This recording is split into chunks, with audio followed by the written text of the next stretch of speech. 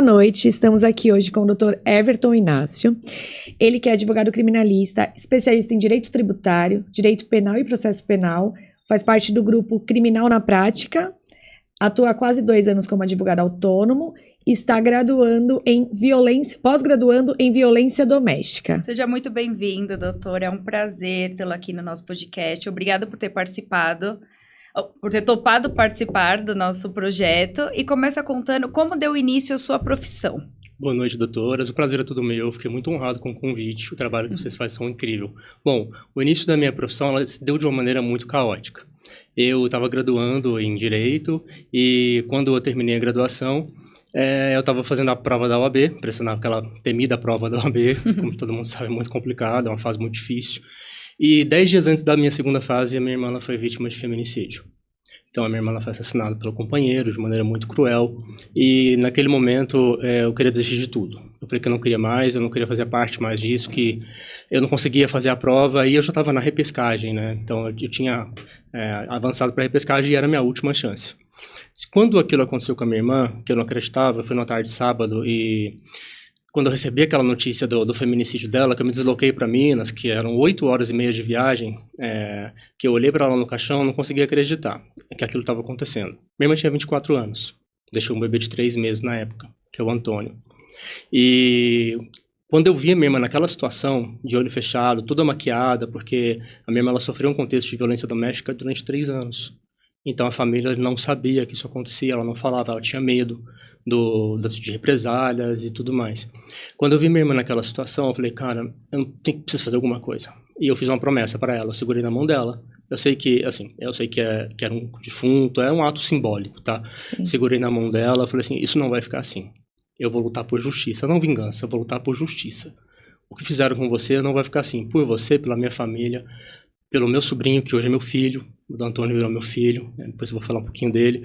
E eu voltei para São Paulo depois do ato fúnebre e tudo. A minha prova ia ser em 10 dias. Aí continuei estudando, com muita dor, com muito luto, porque eu nunca imaginei passar por isso na minha vida.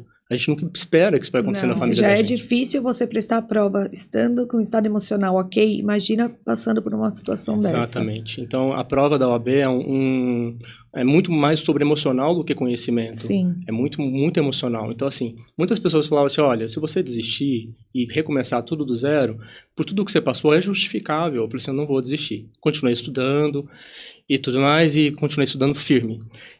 No dia que a minha irmã faleceu, eu estava já numa carga frenética de estudo, que eu tinha decidido que eu ia passar nessa prova. Eu ia fazer a gente chama de simulado, né? A gente simula como se estivesse na prova, ambiente de prova. Você fazia o cursinho? Fazia. Eu fazia um cursinho. Qual? Eu fazia pelo CEISC. Tá. CEISC. E eu fazia o cursinho, então a gente faz o simulado da prova. No dia que eu ia sentar para fazer os meus estudos, ia dar 20 minutos que eu ia sentar para fazer os estudos, eu estava ali passando um pano no apartamento, porque eu sou muito chato com limpeza, e limpeza influencia muito, tá? Uma dica pro pessoal de casa. Esteja num ambiente organizado, ajuda muito na absorção. Com certeza. É verdade, não é... É só verdade. eu acho que é balela, não é. Ajuda muito na absorção de conteúdo, o ambiente limpo. Quando eu estava limpando ali o ambiente, o pano caiu no chão, e não tava ventando, não tava acontecendo nada. Então, foram coisas muito surreais que aconteceram, sabe? Quando eu abaixei para pegar o pano, assim, a hora que eu levantei, eu senti uma dor, assim, no pescoço, como se alguém estivesse me enforcando, tinha perdendo a voz. E eu até mandei esse áudio para um amigo meu, que morava no condomínio onde eu tava, e eu mandei o áudio e falei assim, amigo, eu acho que eu tô infartando, não sei, eu tô sentindo uma coisa estranha. 5 minutos depois eu recebi um áudio da minha mãe gritando, mataram a Maria Eduarda, me ajuda. Porque minha mãe, ela presenciou tudo isso, né? Ela estava lá junto. Ela não estava junto, mas o que acontece? É uma cidade pequena, de 40 mil habitantes. E quando fizeram isso com ela, foram avisar para ela. Ela estava 2 ruas para baixo, porque ela estava na casa da amiga, minha irmã. E aí, quando a minha mãe chegou, ela viu a minha irmã caída no chão. E ela foi morta como? Ela morreu com tiro. Ela morreu com tiro na Desculpa te perguntar, assim, se você não se sentia à vontade. Mas era companheiro dela? Era. Eles eram companheiros. A mesma pessoa que cometeu violência doméstica contra ela por 3 anos. Por 3 anos. Foi ele que assassinou, sim. Então, quando aconteceu isso, que avisaram pra minha mãe que ela tinha levado um tiro, na verdade ela estava morta, né?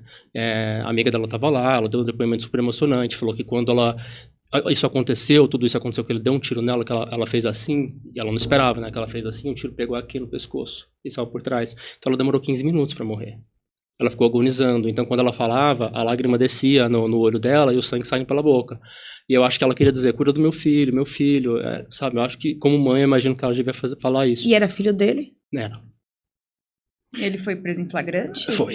Ele foi preso em flagrante. Ele fugiu, depois de 24 horas, quase 24 horas, foi encontrado, naquelas operações conjuntas. Eles estavam juntos na Sim, época, não tinham terminado nem nada, estavam juntos. Eles tinham uma relação de idas e voltas, mas nos fatos, na época, eles estavam juntos. Tá. Estavam juntos, tá? E quando isso aconteceu, que ela levou esse tiro, que ela teve... que a lágrima descendo, o sangue voltando pela boca, eu imagino que o que ela queria dizer era isso, sabe? Meu filho, cuida do meu filho. Porque eu conversei com alguns médicos legistas, muitas pessoas falam assim, doutor, mas você está isso é se matar, você está indo muito atrás disso, é muito difícil advogar numa causa dessa.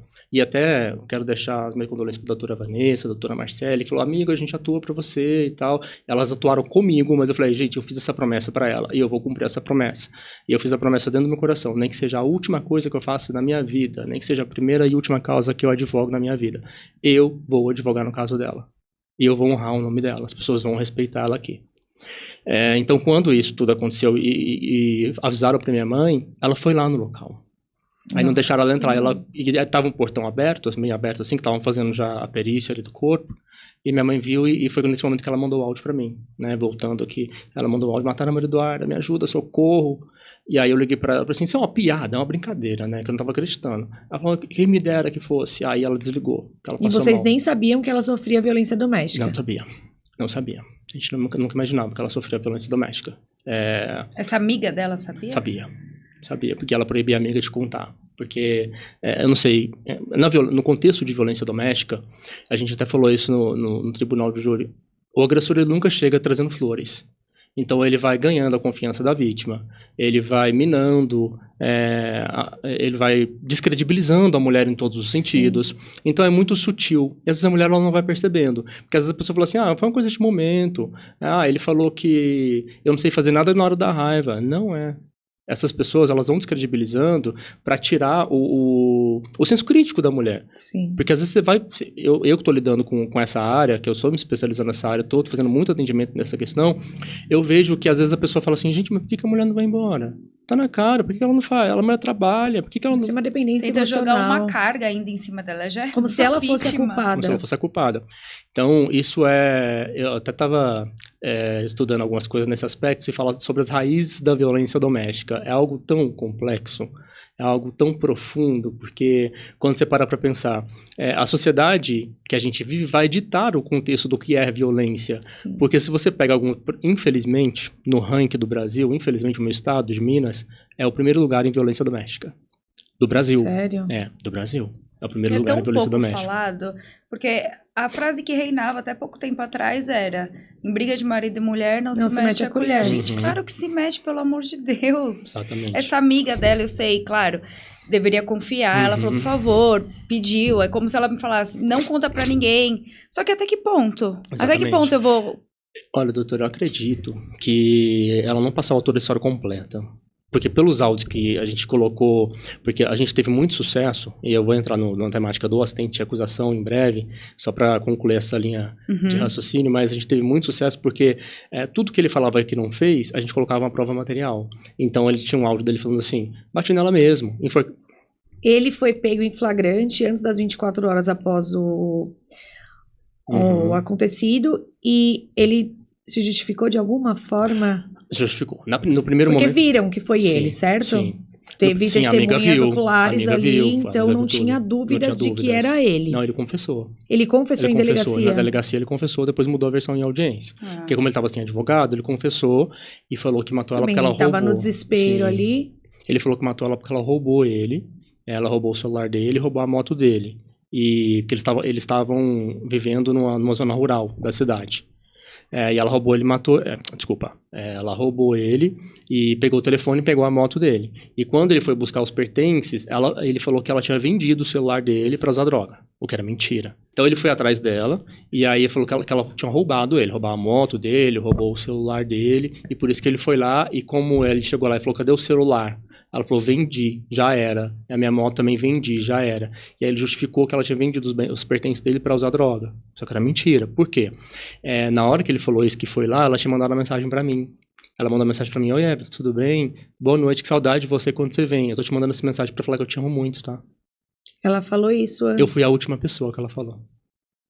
Ela falou, ela mandou essa mensagem pra mim 9 horas da noite. E ele falou que ela já tinha vendido o celular. E ela tava mandando mensagem pra mim. Porque assim, ele não deixava ela ter um celular, porque ele tinha muito ciúme dela. Então ela ficava trocando chip. E ela tinha que usar o aparelho que ele emprestava o chip. Ela não podia ter um celular. Então quando ela queria falar comigo, com a minha mãe, com as pessoas, ela tinha um chip em comum. Até então, a gente nunca estranhou, porque tanto casal faz isso, né? Tem coisa em comum no Facebook, Instagram e tal. E a gente não estranhou naquele momento. Então...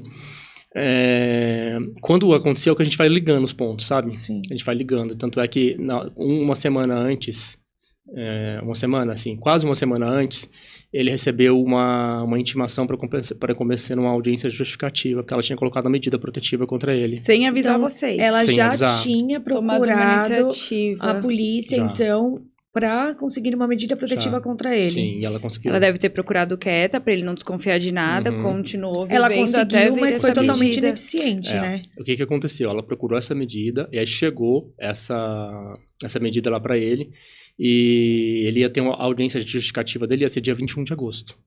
No dia 19 de agosto, ele foi lá e matou ela. Ele já sabia que ele ia participar dessa audiência justificativa. E tanto é que quando a gente botou no processo, ele falava assim, no áudio lá, ele falou, eu participei de todo o ato, né? Então ali na audiência de instrução, eu perguntei pra ele, você já bateu nela? Não, nunca agredi ela, nossa relação era tranquila. Ótimo. Aí quando a juíza perguntou se a gente tinha alguma diligência, eu falei que ia juntar algumas provas, documentos e tal, abriu aquele prazo ali pra juntar. Então ele falava, não bati nela. E tinha um áudio dele falando, enforquei ela mesmo, bati nela mesmo, aquele dia que eu enforquei ela, bati nela, ela foi na polícia, deve ser isso aí. E ele esses áudios, ele falando pra quem? Ele mandava esse áudio pro advogado dele, e aí ela pegava todos os áudios, encaminhava pra essa Porque amiga. eles usavam o Como mesmo celular. No meu celular. E ela encaminhava pra amiga ir guardando. Entendeu? Então, assim, não sei se ela falava se aconteceu alguma coisa comigo, tá aí, guarda aí. E aí essa amiga depois me mandou Tinha esses alguma áudios. ameaça de morte? Diretamente não. Mas, tipo, Acabar com a sua vida? era algo nesse sentido assim, se eu for preso nessa audiência, eu vou ser preso por algo muito maior. Não era diretamente, mas era algo assim, direcionado, sabe? E aí, aconteceu o que aconteceu, né? Ela acabou falecendo no dia 19. Doutor, e como foi pra você lidar emocionalmente, psicologicamente, em um caso assim, era um crime contra a vida, um júri popular que você participaria, só que assim, você tá ali não só como assistente de acusação, mas como o irmão da própria vítima. Como que foi pra você lidar, pra estar de frente com o assassino da sua irmã? Que é uma linha muito tênue, né, na Sim. verdade. Você estuda, você tá lá, você quer dar o seu melhor, só que às vezes o nervosismo Sim. também pode te atrapalhar muito, absurdo, assim. Porque é admirável você ter participado. Eu, particularmente, jamais Seria estrutura, eu também não. conseguiria. Você sabe que uma das coisas que me perguntam muito é isso. Alguns colegas advogados falam, parabéns, como que você atuou e tal, eu não conseguiria. Mas pra mim, o momento mais difícil de toda essa fase processual foi ver o inquérito policial. Ela caída, a bala, abrindo ela no IML, mostrando o que a bala fez, porque eu nunca tinha me deparado com algo assim. E aí eu criei uma estratégia. As 5 primeiras vezes que eu vi, eu chorava amargamente. Eu não acredito que é a minha irmã que tá nessa situação. Eu não acredito que eu tô vendo esse laudo aqui na primeira fase de instrução dela. Por que ela não pediu ajuda? A gente fica nos porquês. E se? Por que eu não enxerguei? Por que eu não vi isso? Por que aquilo? E acho que o momento mais difícil para mim foi esse. Aí eu criei uma estratégia, ali na primeira fase processual, de sempre me referir a ela nas minhas petições como vítima. Eu nunca falava o nome dela, a vítima e tal. Aí eu fui condicionando o meu cérebro, o meu emocional, para essa questão. Só que o júri é diferente. No momento ali do júri é muito diferente. Acho que o que me apoiou muito, muito mesmo, foi as doutoras ir comigo. Mais uma vez eu quero externar meu agradecimento, doutora Marcélia Azevedo, doutora Vanessa, doutora Aline, que esteve lá comigo. Foram primordial esse suporte que vocês me deram. Eu vou ser eternamente grato. Muito obrigado. Então, estar ali naquele júri, eu tinha um objetivo. Falei, eu preciso fazer justiça. E eu sou advogado, eu me proponho uma coisa de nunca fazer advocacia da vingança. Às vezes eu recebo algumas coisas no meu escritório de advocacia, de tipo, a pessoa tem o direito, ela pode arguir aquilo, mas ela quer muito mais a vingança do que o direito. Sim. Então, eu sempre me propus a isso. E eu falei que com ela não seria diferente. Uma das teses que eu sustentei, inclusive, lá no Tribunal do Júri, que eu falava, o que ele está arguindo aqui, que ele agiu com violenta emoção, pelo fato do furto, eu poderia agir com violenta emoção. Eu começo meu discurso assim, e poderia agir com violenta emoção, porque ele matou minha irmã, eu mataria ele, e eu, eventualmente, seria absolvido aqui com a tese dessas doutoras, a tese do Ministério Público, por vossas excelências. Mas o que me difere de mim para ele? Acho que a linha é muito tênue nesse sentido, sabe? Do que difere a gente. Porque eu não vou falar que eu não senti ódio, que eu não tive vontade que ele morresse. É um momento do luto e é normal. Não é nada de errado sentir esse momento. Mas nessa linha tênue que a doutora comenta, como que eu acho que eu consegui? Eu sou muito espiritualizado, então é Deus. Assim, se você não acredita, vocês não acreditam, tudo bem, mas eu acredito muito em Deus, sabe? E eu sou muito espiritualizado. E eu fiz uma oração ali, antes daquele júri.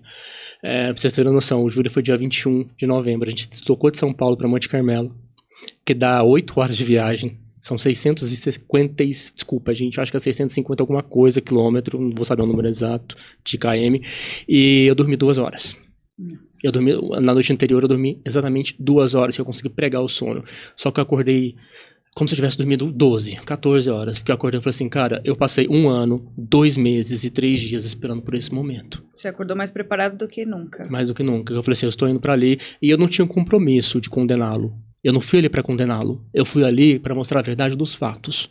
Para mostrar a justiça. Se eventualmente o tribunal do júri ali decidisse absolvê-lo daquele crime, eu falei, tudo bem, eu não vim aqui para ganhar ou perder, porque eu já perdi. Qual a quantidade de votos? Foram, assim, eu acredito que foram mais de 5, porque quando foi chegando no 4, eles não contavam mais. Sim. Então ele não teve nenhuma tese acolhida, nenhuma. Então foi 4, então o máximo foi 4-2. 4-2. E por ser uma cidade pequena, os jurados eram conhecidos? Não Tanto era... da parte do réu, quanto da parte da sua família? Assim, não era conhecido diretamente, eles não tinham vínculo, mas todo mundo sabia da história, depois do ocorrido, né? Por que ela foi morta e tudo mais. E a gente tomou todos esses cuidados para que o aparato legal fosse seguido. Porque eu não, assim, eu tava ali como irmão, mas antes de mais nada eu tava ali como advogado. Porque a minha mãe, ela não conseguiu participar. A minha mãe, ela teve um AVC. Você tem noção do que é ter um AVC? Ela teve um princípio de AVC depois que tudo isso aconteceu. E quando ela foi intimada para prestar como depoimento, né, não foi como testemunha, mas como informante ali do ocorrido, da relação, eu fiz um requerimento, porque como eu era o advogado, a assistente de acusação era ela.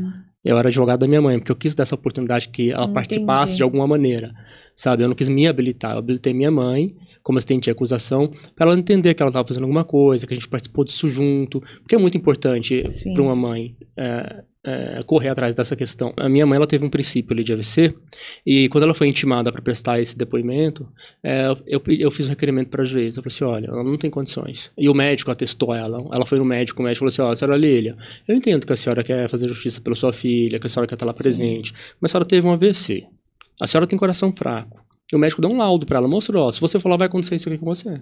Você vai infartar. Ela não participou, você vai morrer. Nem do júri ela participou. Eu pedi dispensa dela. É muito forte, também você vai reviver, você vai contar o fato em detalhes ainda mais pros jurados. Às vezes tem, né, passar alguma coisa na tela e ela tem que se deparar de novo com aquela cena. Sim. Ela vai reviver, querendo ou não, algo que... Lógico, ela nunca vai esquecer o que ela viu, mas tá ali guardado, ela tá seguindo. Eu acho que é mais do que isso, tá, doutora? Eu acredito que se ela tivesse ali e escutado todas as mentiras que foram faladas da minha irmã, ela teria infartado ali. Porque num júri, é muito comum que a defesa ela tente descredibilizar a vítima. Sim. Isso é muito comum. E tudo bem, a estratégia da defesa. Né? Tanto é que eu falei lá no júri. Nada contra o advogado, tem que fazer um trabalho dele. Então ele não confessou lá no júri? Não, ele só confessou na delegacia. E ele tinha confessado na primeira fase do júri? Na delegacia, não. Na primeira fase também ele só confessou em sede policial. Aí depois, sem advogado. Aí depois ele bateu na tese ali de que ela furtou ele, né? Que ele agiu com violenta emoção.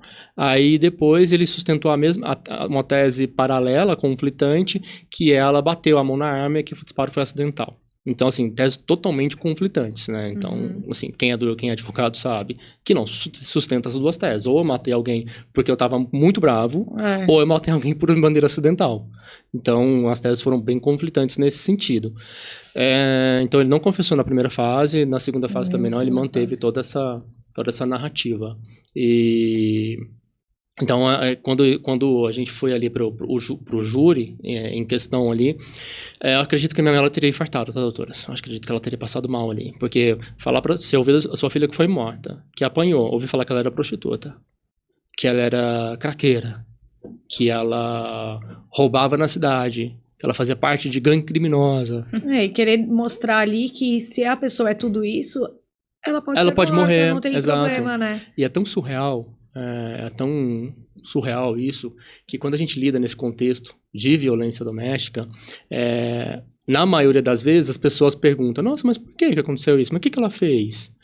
Eu tenho um projeto no futuro, não vai ser agora, mas eu tenho um projeto de atender mulheres em situação de vulnerabilidade, um projeto social, de atendê-las em caráter pro bono, pessoas que não podem pagar um advogado, e atuar para que elas não venham a ser número, né? Porque meu maior objetivo como advogado, como assistente de acusação e atuar pela vítima, é que a mulher não seja morta. Né? Que a mulher, ela preserve a vida dela, que ela entenda que sempre há outro caminho. Não há outro caminho para a morte. Morreu, acabou. Mas para quando a pessoa está em vida, há outro caminho. E é tão surreal, para concluir, eu atendi algumas pessoas no meu escritório, em caráter informativo, né, do que ela poderia fazer e tal, e quando as pessoas veem meus vídeos na rede social, que ela já vem olhando algum material meu, as pessoas perguntam assim, nossa, mas por que ele fez isso com ela? Ela traiu ele? Como se fosse uma justificativa, E detalhe, você sabe de quem que eu recebo essa pergunta? De mulheres. De mulher. Sim. É surreal. Mas eu não julgo essas mulheres, porque... É uma coisa enraizada. Além já, de ser enraizada, a mulher que está sofrendo no contexto de violência doméstica, a mente dela fica tão cauterizada que ela acha que ela merece aquilo. Ah, mas não penso isso de jeito nenhum, mas no subconsciente, ela pode não externar, mas ela merece aquilo. Então é muito surreal. E ela até defende às vezes, E aí, por ela merecer, outras pessoas talvez mereçam na visão dela, né? Ela fez alguma coisa. E aí, entrando nessa linha que a doutora perguntou, qual que é o limite da linha tênue entre advogado, irmão e tal? Quando eu recebo essa pergunta, eu tenho que ter um controle emocional muito grande para entender que essa mulher que está fazendo essa pergunta, ela não está fazendo para me afrontar. Ela não está fazendo ali essa pergunta para descredibilizar a memória da minha irmã. Não, ela acredita naquilo. Então, nesse momento, o advogado, não o irmão, tem que atuar e falar assim, olha, eu entendo que você está sofrendo esse processo de violência, mas isso não é normal. Se ninguém nunca te falou isso, eu vou olhar no teu olho e eu vou te falar, não é normal. Não é normal o cara controlar como você se veste, com quem você anda, com quem você fala, com tal amigo. Claro, eu entendo que quando a gente está num casamento, ambos têm que fazer escolhas. Tipo, se o cara era um solteiro, saía, jogava futebol, ia para um barzinho que provavelmente vai possibilitar ali uma relação extraconjugal, o casal ele tem que fazer esse consenso. Não vou frequentar esse ambiente, porque agora eu sou uma pessoa casada, eu sou pai, então não combina mais comigo. Então, por ser casado, eu tenho que me limitar de algumas coisas e frequentar outro tipo de ambiente, eu tenho que conviver com pessoas que são casadas, porque eu devo respeito para minha mulher. Se houver problema, claro. Exatamente. Se eu devo respeito para minha mulher, eu devo respeito para o meu marido. Só que eu acho que a gente está vivendo num contexto social onde as pessoas elas não têm meio termo. Elas são muito ou para um lado ou para o outro, ou é assim ou é aquilo. E a gente, como ser humano, a gente precisa desse meio termo. Eu tenho que chegar com você e sentar e falar assim, se você é minha mulher, falar assim, olha, não tá legal esse aspecto, vamos estabelecer alguma coisa nesse sentido, com respeito. E saber que ninguém é de ninguém. A mulher não é do marido, não existe isso. Só que elas não entendem também isso, né? É que eu vejo muito a desinformação. Por mais que agora tá todo mundo falando nisso, estão engajadas, tem o empoderamento feminino e tudo mais, muitas dessas mulheres, elas não entendem, por exemplo, que existem mais tipos de violências do que só a física. Exato. Então, a psicológica... a patrimonial, elas não entendem, elas não têm esse conhecimento. Tudo bem, ele quebrou meu celular, é uma violência patrimonial. Não, ele quebrou porque ele estava nervoso e tá tudo bem, depois ele vai me dar outro. De não poder usar o cartão. Sim. De você não ter um cartão, você tem que usar o cartão do seu marido. Tem que pedir autorização. É uma forma de controle. Sim, eu acho que tudo tá tão conectado, que quando a gente para e pensa, é um processo no cérebro, principalmente no cérebro do homem, é um processo de escalada, de violência de escalada, e que às vezes a pessoa não percebe. Porque, por exemplo, se hoje eu controlo a minha mulher de, você não vai sair com tal pessoa porque eu não gosto dela, amanhã grana, eu vou controlar o que ela gasta, com o que ela vai. Aí, se a mulher ela não bota um freio nisso, ela não entende que aquilo é uma violência, vai evoluir para um tapa, para um murro, para um chão de cabelo Sim. e para o assassinato e para a morte. E isso é muito rápido. É um processo que acontece muito rápido, esse processo de controle e dominação da mulher, né? E o inverso também é verdadeiro. A gente está enfrentando hoje no judiciário uma série de denúncias falsas contra homens e que descredibiliza todo o movimento, porque às vezes a mulher ela está com raiva, ela está chateada e ela não pensa que se ela fizer uma denúncia falsa, além de prejudicar um inocente, que é lamentável prejudicar um inocente, ela vai descredibilizar um movimento. Outras mulheres que estão de fato sofrendo isso, porque quantas vezes, por exemplo, eu tenho um caso de uma cliente que me procurou essa semana, que ela está tendo dificuldade em impedir a extensão da medida protetiva na delegacia. Eu tenho que levar isso para o juiz, isso é surreal. Um caso bem parecido que, assim, eu acho que eles estão esperando só acontecer alguma coisa, porque a gente ficou indo atrás... a advogada ter que ir na delegacia para pedir a medida protetiva porque a menina não conseguiu. E aí eles revogaram a medida protetiva agora por motivo nenhum. Nossa. Então, assim, e aí a gente recorreu tudo. Não tivemos sucesso. Só que, assim, o que eles estão esperando? Que a pessoa mate, porque a gente... E a pessoa, no caso, é um policial que anda armado. E que já ameaçou com a arma. E mesmo, então, assim... e mesmo com esses avanços, por exemplo, eu estava escutando outro dia um podcast de uma delegada, que ela falava assim, que foi uma menina numa delegacia um dia procurar, e falou, eu tô apanhando, ele tá me perseguindo. Ah, mas quem é? Meu ex-namorado. Não, porque a medida protetiva é só pra pessoa que tá com você ali. Era o ex. Quem era essa menina? Elisa Samúdio. Apareceu morta. Por óbvio, né? Na verdade, não apareceu que não tem corpo. Mas ela pediu ajuda. E ela não foi beneficiada da medida protetiva porque era ex-namorada e falava que não. Que era só pra pessoa que tá com ela no presente momento e tudo mais. E, gente, que não é verdade, tá? Não há necessidade de coabitação para pedir uma medida protetiva. E isso é surreal. Se eu escuto isso de um leigo, tudo bem, mas escutar de um profissional do direito é surreal. É surreal. É surreal. Aí me beira a entender que é proposital, porque é inacreditável que um delegado, juiz, um promotor não saiba disso. É inacreditável, vai acontecer alguma coisa com esse delegado? Não vai. Não vai. Ah, nossa, mas eu vou colocar ali por abuso de autoridade. Não vai mas com a Elisa nada. Samúdio aconteceu, né? E ao mesmo tempo também, a lei não é muito severa para a Maria da Penha, né? A gente tem a Maria da Penha para proteger a violência doméstica, mas as penas são muito brandas, muito baixas. Então, assim, é muito complicado, porque de um tapa vai para frente. A pessoa não para ali. Eu acho que o avanço aí, alguns avanços legais que a lei trouxe, que inclusive nesse instituto que eu gostei muito, é que, por exemplo, numa lesão corporal, não cabe a Lei 9.099. Então, não cabe uma suspensão, não cabe uma transação. Porque, pela lesão corporal, a pessoa vai fazer uma transação penal, vai fazer uma suspensão condicional do processo. Basicamente, no português, claro, vai um pedido de desculpa, tchau, abraço, não faço mais isso. Na Maria da Penha, não. Só que são institutos que têm lá a sua efetividade, sim, mas precisam ser melhor estudados. Porque, por exemplo, no feminicídio, houve um aumento aí na lei para quem mata mulher, em contexto de feminicídio, para 40 anos. Só que por que essas pessoas continuam matando? Será que o cárcere está sendo suficiente? Será que uma reeducação na sociedade, num contexto geral, não vai ser mais efetivo? Porque se fosse de fato efetivo, não teria...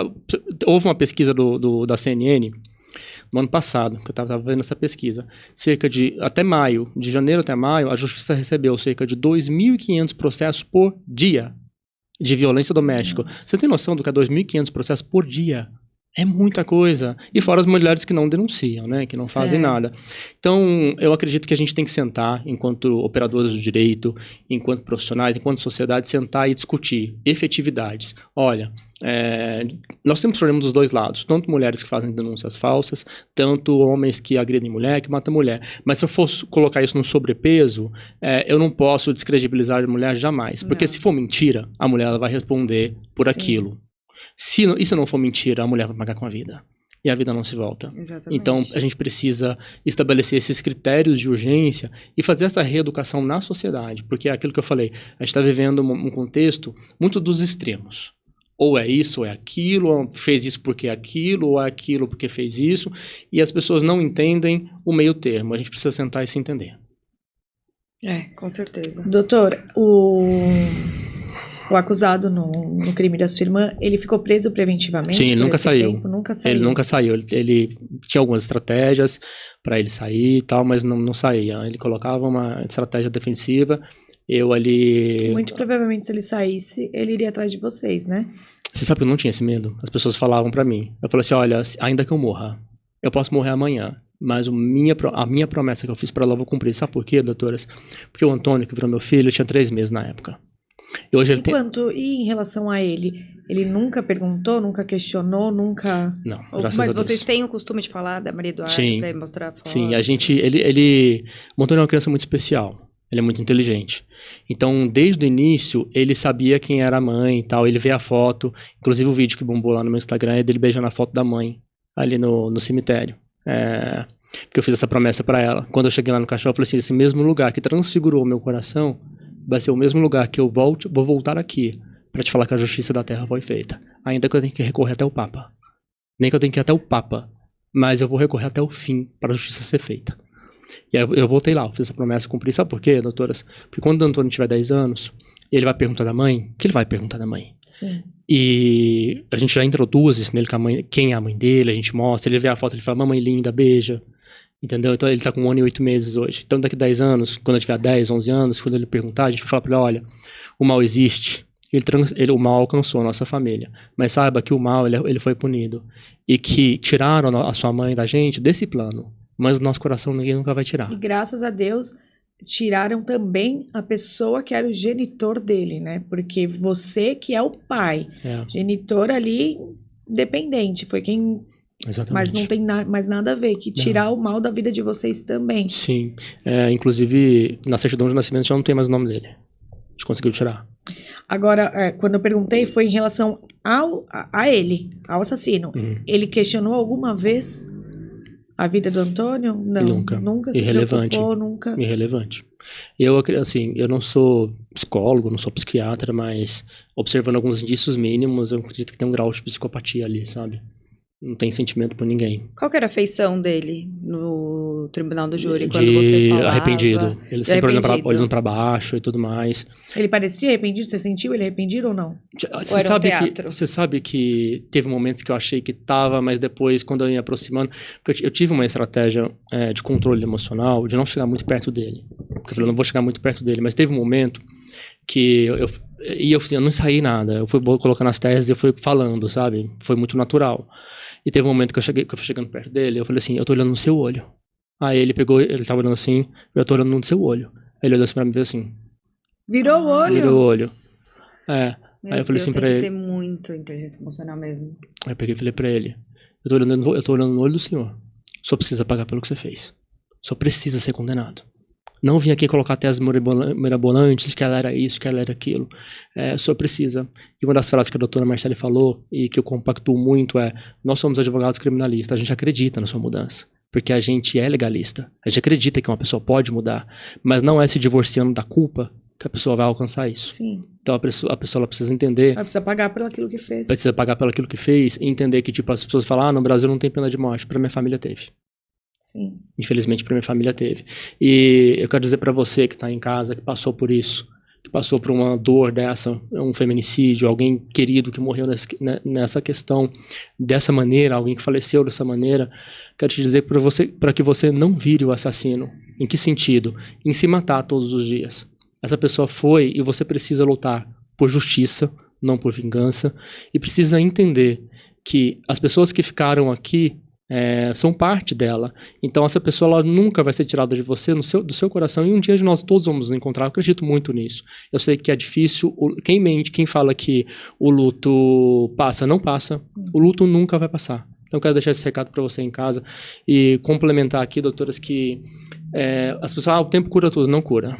Tem dias que a gente fala, que a gente chora mais, tem dia que a gente fica mais aliviado, tem dias que a gente sente a presença, tem dias que não, tem dias que tem alguns a gente tem algumas culpas que a gente começa a fazer, principalmente no meu caso, que eu lido com o filho dela, aí eu fico colocando, meu Deus, como é que vai ser daqui a 10 anos, como é que eu vou falar, o que eu vou explicar, e eu falei, cara, eu vou viver hoje, daqui a 10 anos eu vou ter mais maturidade para entender o que eu vou fazer. Então, nesse Quem ou momento... não, cada vez, né? você sente como se a sua missão tivesse sido cumprida ali, né? Você prometeu para ela que você faria justiça e de fato o doutor fez, né? Vocês conseguiram isso, vocês conseguiram a condenação desse assassino e ainda bem que a justiça foi feita nesse caso, porque muitas vezes até o júri pode absolver, acatar a tese defensiva, mas assim, nesse caso não tinha como.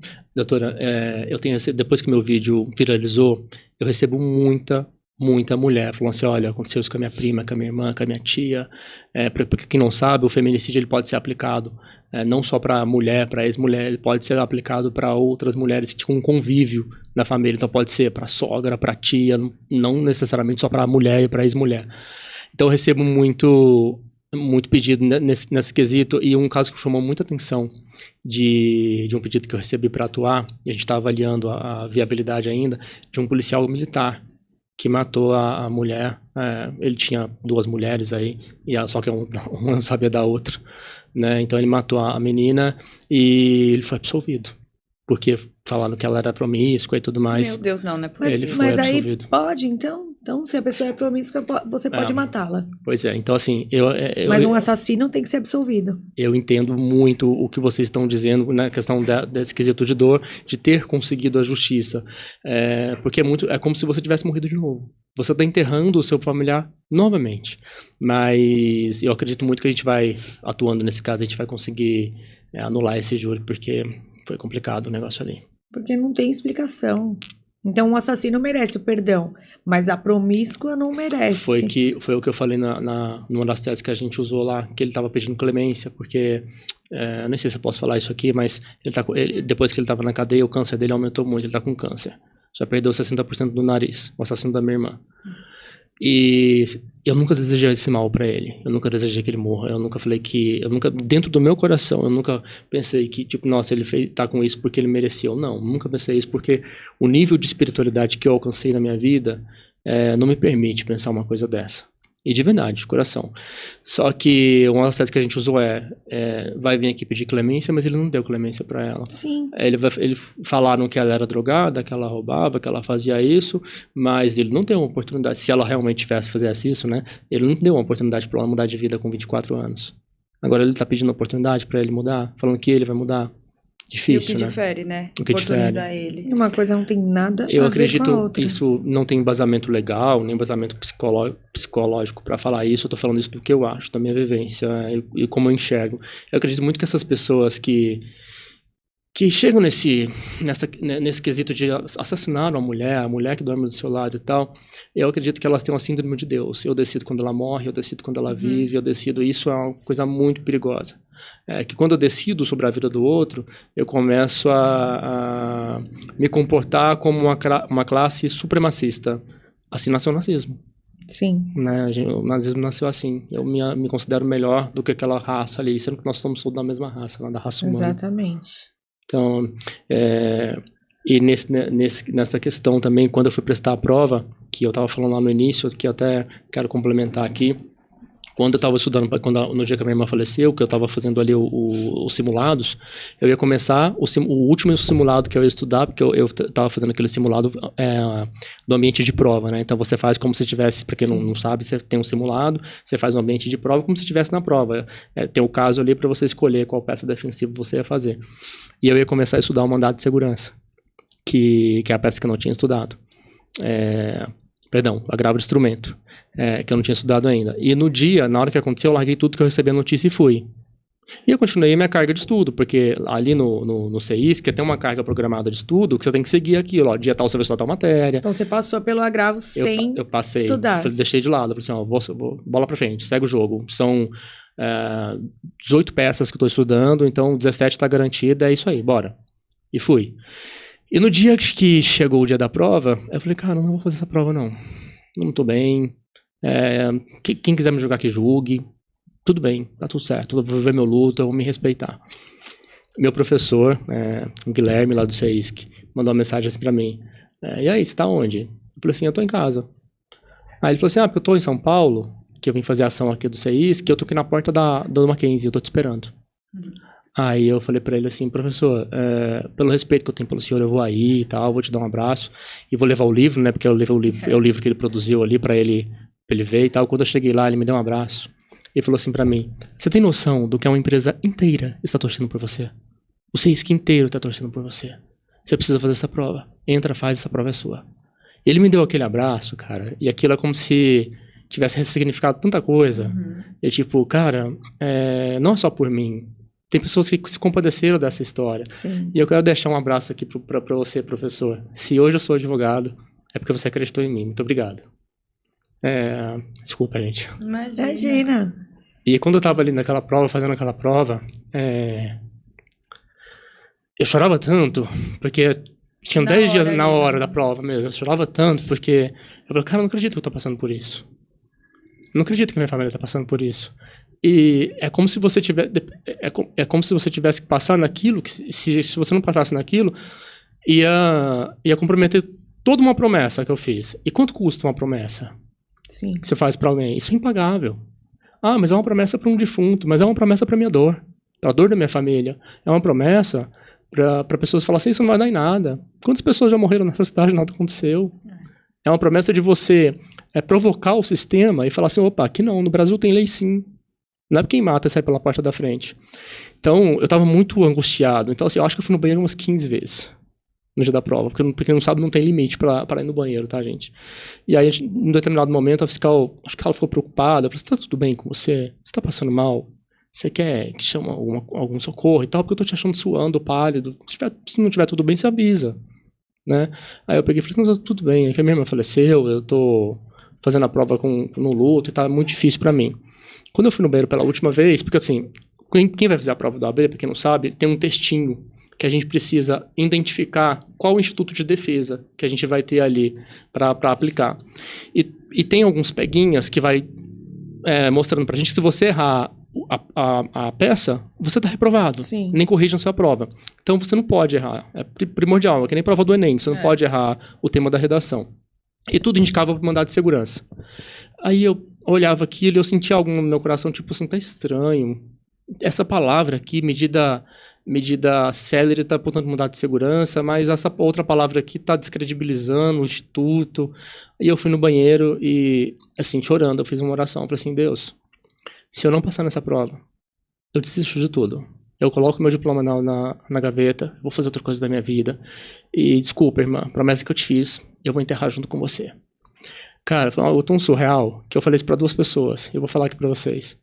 Algo tão surreal, eu escutei a voz dela, dentro do banheiro, falando assim, investe no que você deixou de lado. Aposta no que você deixou de lado, aquilo que você não estudou. Eu escutei a voz dela audível, que era o agravo de instrumento, que eu não estudei, que foi no dia da morte dela. E eu voltei para aquela sala, eu já tinha feito o rascunho. Para quem não sabe, na UAB, ela tem um tempo ali que você... Se você passa do tempo, você não consegue mais responder as questões, você não é aprovado. Já tinha feito o rascunho e tudo. Isso leva um tempo, leva quase uma hora para você fazer esse rascunho. E eu voltei, eu falei assim, cara, eu vou no agravo de instrumento, porque esse aqui é agravo, eu tenho certeza, não faz sentido eu não ser. E eu fui aprovado com uma nota 9. Meu Deus, sem estudar. Sem ter sem passado estudar. por ele. Sem estudar, eu fui aprovado com uma nota 9. Claro que eu tinha ali um embasamento, mas... Sim. Mas foi totalmente... Foi totalmente algo muito surreal, que as pessoas falam assim, meu Deus, como que isso é possível? Eu escutei a voz dela.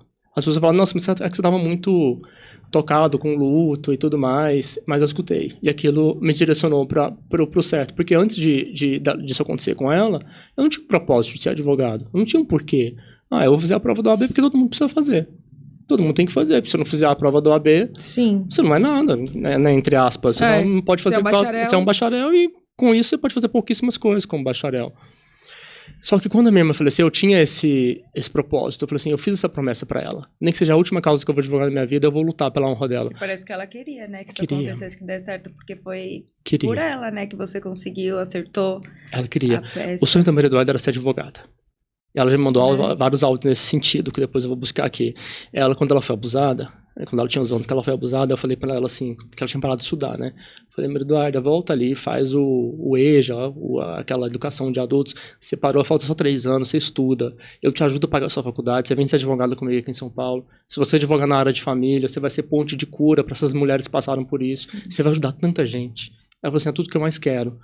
E aí ela foi, começou a estudar, depois de 2 meses ela parou, não sei dizer porquê, mas, dado o contexto que ela vivia, eu já imagino, né? Sim. Eu mandei dinheiro pra ela comprar material e tudo mais, pra ela fazer tudo, mas, infelizmente, parou. E eu falo que, como o sonho dela era ser ponte de cura para outras mulheres, eu fiz esse compromisso comigo, sabe? Que eu vou ser essa ponte de cura para mulheres que ainda possam pedir socorro. Peçam socorro. Não é brincadeira. Doutor, você, por ter passado pelo que passou, apesar do seu sofrimento e de todo o seu conhecimento nessa área, claro, tem algo que alguma mensagem que você queira compartilhar com as famílias que também passam por essa situação? Eu não digo nem a mulher em si, mas as pessoas ao redor da mulher, que às vezes a gente sabe quem tá sofrendo um relacionamento abusivo, né? A gente só não pode fazer nada porque a pessoa não quer. Sim. Mas assim, tem algo que você queira compartilhar com elas? Olha, eu acredito que nunca descredibilize a dor do outro. Não é drama. Ah, mas ela não larga dele, eu já falei que vou oferecer ajuda, ela não larga. Aquela frase, em briga de marido e mulher não se mete colher? Mete sim, mete a colher, mete a panela, mete o garfo, faca, tudo. Mete tudo, porque depois que o seu familiar é vítima, é assassinado, só vai ficar tristeza, não tem mais o que fazer. Então, essa mulher que não quer largar dele, que volta para ele todo dia, entenda, é como se ela estivesse doente. Ela não está conseguindo enxergar o contexto que ela está inserida. Então, assim, se meta. E o recado que eu quero deixar para toda a família, apoie, porque às vezes quando a mulher toma coragem, fala, eu vou denunciar, eu vou na polícia, eu vou fazer isso, eu vou seguir todos os ditames legais que me orientaram, ela chega ali, ela é obstada na própria delegacia. Sim. Ah, mas isso aí, o que você fez? Ela revitimizada. Revitimizada. Em todos os lugares. Em todos os lugares. E, mas olha também, né, a roupa que você veste, olha como é que você anda. Ah, mas você é escandalosa. Olha, você faz escândalo na rua. Por que você não muda a sua postura? Não. O cara, ele tem todo o direito de não querer ficar mais com a mulher. Se ele acha que a mulher é escandalosa, que ela não tem uma postura pra estar com ele, separa. Sim. Mas não agrida. Não mate. Você não tem esse direito. Não é ela criminosa. Não é ela criminosa. Então não tem que revitimizar a mulher. Apesar do instituto legal ser lindo na teoria. Ah, tem que ser atendido por uma outra mulher. Não pode ser atendido por outro homem. Não pode revitimizar aquela pessoa que já é vítima. Ali, só quem as doutoras são advogadas criminalistas e atuam com isso. Só quem está na prática vê o quanto que a coisa é mais embaixo, sabe? Claro que nada disso, é a pura teoria. Você nos contou que a Maria Eduarda já havia pedido uma medida protetiva. E ela ia fazer o quê com essa medida protetiva ali, naquele contexto? Ela ia falar, olha, saia de casa, que eu tô com uma medida protetiva. Ela tinha medo dele. Ela estava inserida ali. E, na verdade, foi ela que saiu, né? Ela foi pra casa da amiga. Exatamente. Correu, e a lei diz que não deveria ser assim, né? Exatamente. É muito difícil, você não tem pra onde você correr, porque você não avisa seus familiares que você tem medo, né, de preocupá-los, e aí chega, você tá só com uma medida, você vai fazer o quê? Você vai deixar sua casa, seu filho? Eu acho que cada caso é um caso, a gente precisa avaliar muito na prática, mas eu como advogado, como que eu atuo nessa questão, quando eu tô atuando pela vítima? Acho que o primeiro cuidado que o advogado tem que ter, quando tá atuando pela vítima de violência doméstica, que começa aí na violência doméstica, já no flagrante, se você é chamado por um flagrante, é separar a vítima do agressor, imediatamente, não pode ir para a delegacia na mesma viatura, porque essa vai ser uma sucessão de fatos de violência, às vezes o cara tá bêbado, às vezes o cara tá nervoso, ele tá falando um monte de coisas, que além de já ter agredido, ainda vai fazer todo aquele processo dentro de uma viatura policial, onde não poderia ser permitido jamais um agente policial vendo que crimes estão sendo perpetrados ali dentro da sua viatura, mas mesmo assim na prática pode acontecer, então um dos cuidados que o advogado tem que ter nesse quesito. E como fotografar o ambiente, evidenciar ali que houve objetos quebrados, que uma casa houve uma discussão, uma briga. E o primeiro cuidado que eu acho que, além de todos esse primordial, que o advogado, na hora que você recebe a ligação de um flagrante, estou sendo agredida, saia do local, fuja. Vai para um ambiente, um posto, uma farmácia, saia imediatamente do local, garanta a sua segurança, porque um dos principais papéis do advogado como assistente de acusação, nesse caso, ao meu ver, é manter a vítima viva. É manter a vítima viva. Depois a gente discute penalidade, do que a pessoa vai responder. É complicado porque às vezes a vítima nem sabe que ela também tem direito a um advogado. Exato. A gente sempre pensa, o advogado, Sim. ele está ali para defender o réu. Então, às vezes as pessoas não têm o conhecimento de que a gente também pode atuar como assistente de acusação e a gente também tá ali pela vítima se ela precisar, e ela precisa nesses casos. Precisa. E o assistente de acusação é um instituto que é muito pouco difundido, porque a figura do advogado criminalista é muito marginalizada socialmente, né? E o que é lamentável, porque você só percebe a importância de um advogado criminalista quando você precisa de um.